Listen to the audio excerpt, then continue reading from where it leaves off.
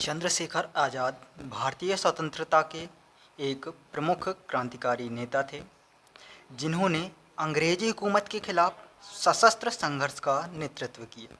उनका साहस, राष्ट्र प्रेम और निडरता ने उन्हें भारतीय युवाओं के लिए प्रेरणा स्रोत बना दिया।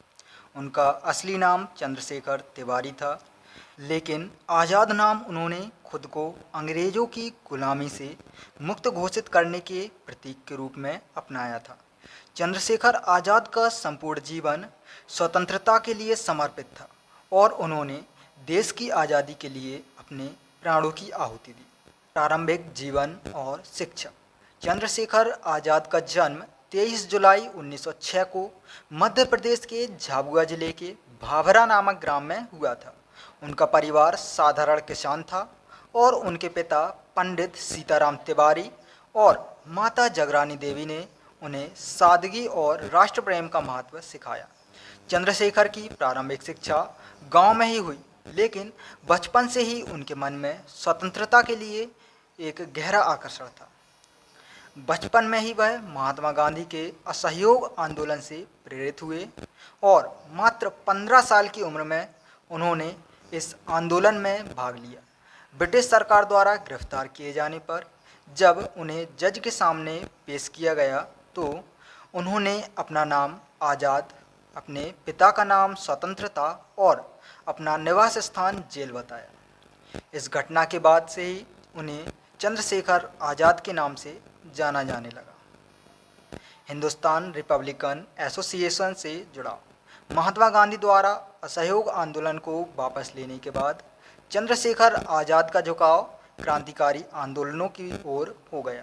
उन्होंने महसूस किया कि अहिंसा के माध्यम से स्वतंत्रता प्राप्त करना संभव नहीं है, इसलिए उन्होंने सशस्त्र संघर्ष का मार्ग चुना। इसके बाद वह हिंदुस्तान रिपब्लिकन एसोसिएशन HRA से जुड़ गए, जिसका उद्देश्य अंग्रेजों के खिलाफ सशस्त्र क्रांति करना था। रामप्रसाद बिस्मिल, भगत सिंह, सुखदेव और राजगुरु जैसे अन्य प्रमुख क्रांतिकारियों के साथ मिलकर आज़ाद ने इस संगठन को मजबूत किया। काकोरी कांड। चंद्रशेखर आज़ाद की अगुवाई में 1925 में काकोरी कांड को अंजाम दिया गया। यह ब्रिटिश सरकार के खजाने को लूटने का एक साहसिक प्रयास था, जिसमें क्रांतिकारियों ने ब्रिटिश सरकार का ट्रेन से जा रहा खजाना लूटा। हालांकि इस घटना के बाद कई क्रांतिकारी गिरफ्तार हुए, लेकिन चंद्रशेखर आज़ाद बच निकले और भूमिगत रहकर संगठन को फिर से संगठित करने में जुट गए। काकोरी कांड ने अंग्रेजी हुकूमत को हिलाकर रख दिया और आज़ाद को भारतीय स्वतंत्रता संग्राम के एक प्रमुख नेता के रूप में स्थापित कर दिया। भगत सिंह और अन्य क्रांतिकारियों के साथ सहयोग। चंद्रशेखर आज़ाद भगत सिंह, सुखदेव और राजगुरु जैसे क्रांतिकारियों के बेहद करीब थे। उन्होंने भगत सिंह के साथ मिलकर कई क्रांतिकारी गतिविधियों को अंजाम दिया। लाला लाजपत राय की हत्या का बदला लेने के लिए सैंडर्स की हत्या की योजना भी चंद्रशेखर आज़ाद और भगत सिंह ने मिलकर बनाई थी। इस घटना के बाद ब्रिटिश सरकार ने क्रांतिकारियों को पकड़ने के लिए अभियान तेज कर दिया, लेकिन चंद्रशेखर आज़ाद को पकड़ पाना उनके लिए हमेशा एक चुनौती बना रहा। समाजवाद और स्वतंत्रता का सपना। चंद्रशेखर आज़ाद केवल ब्रिटिश शासन को उखाड़ फेंकने की सोच।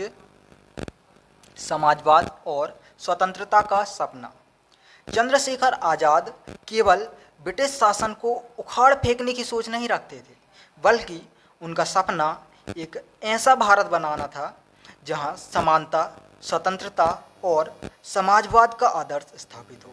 उन्होंने हिंदुस्तान सोशलिस्ट रिपब्लिकन एसोसिएशन के तहत समाजवादी विचारधारा का प्रचार प्रसार किया और चाहते थे कि स्वतंत्रता के बाद भारत में समाजवादी शासन हो, जहां श्रमिकों, किसानों और गरीबों के अधिकारों की रक्षा हो सके।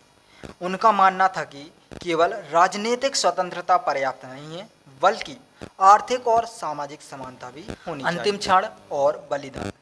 27 फरवरी 1931 का दिन भारतीय स्वतंत्रता संग्राम के इतिहास में एक काले दिन के रूप में दर्ज है, जब चंद्रशेखर आज़ाद ने अपने प्राणों की आहुति दी।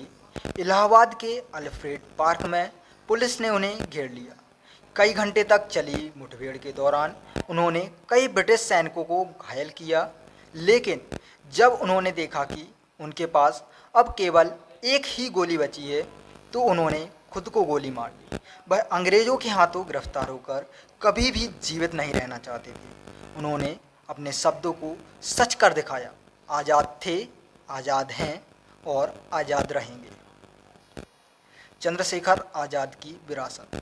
चंद्रशेखर आज़ाद की वीरता, निडरता और बलिदान ने उन्हें भारतीय स्वतंत्रता संग्राम के महान नायकों में से एक बना दिया। उनका जीवन एक प्रेरणा है, विशेषकर युवा पीढ़ी के लिए जो राष्ट्र प्रेम और स्वतंत्रता के लिए संघर्ष करने के महत्व को समझते हैं।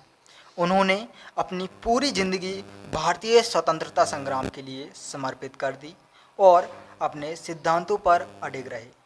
आज भी चंद्रशेखर आज़ाद की विरासत जीवित है। उनके सम्मान में कई स्कूल, कॉलेज और पार्कों का नामकरण किया गया। इलाहाबाद के अल्फ्रेड पार्क का नाम बदलकर चंद्रशेखर आज़ाद पार्क कर दिया गया, जहां उन्होंने अपना अंतिम बलिदान दिया था। उनकी जीवन गाथा ने न केवल भारतीय स्वतंत्रता संग्राम के इतिहास में बल्कि भारतीय समाज में भी